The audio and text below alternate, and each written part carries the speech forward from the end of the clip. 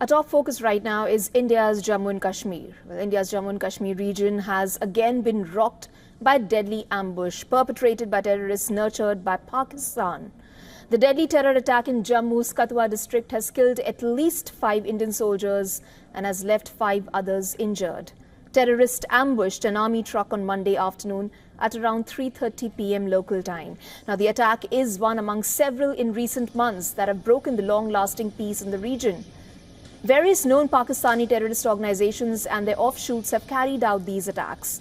This fresh wave of highly armed terrorists has targeted both civilians and military personnel. Security forces have identified that terrorists have been successful in reviving age-old infiltration routes which were abandoned during the 90s. This includes usage of thick forest cover in Dad Pasandgarh belt of Udhampur and taking advantage of the mountainous areas of Jammu. Now, the infiltrators have also exploited the natural caves in fact, as hideouts and rivers of infiltration. These attacks come amid waning support for terror from local populists in the region. Reports indicate that Pakistan is determined to keep the conflict alive, and it has issued directives to various terror outfits on its soil to push into the Indian territory. The set pattern of terror and talks has long been part and parcel, in fact, of Pakistan's rigged foreign policy towards India. Having been caught for its constant support for terror, Pakistan always had malafied intentions every time it was willing to hold talks with India. Previously in June, former Pakistani Prime Minister Nawaz Sharif admitted that the 1999 Kargil intrusion by Pakistani military derailed the peace talks with India. The Kargil military operation carried out by General Pervez Musharraf was intended towards violent succession in fact of Kashmir.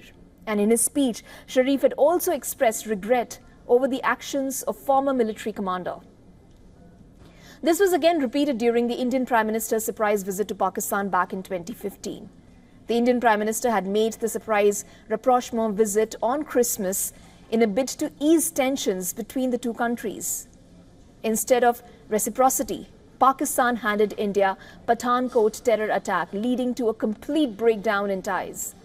It came as a big shock as the two leaders had agreed that their foreign secretaries and NSAs would meet in mid-January.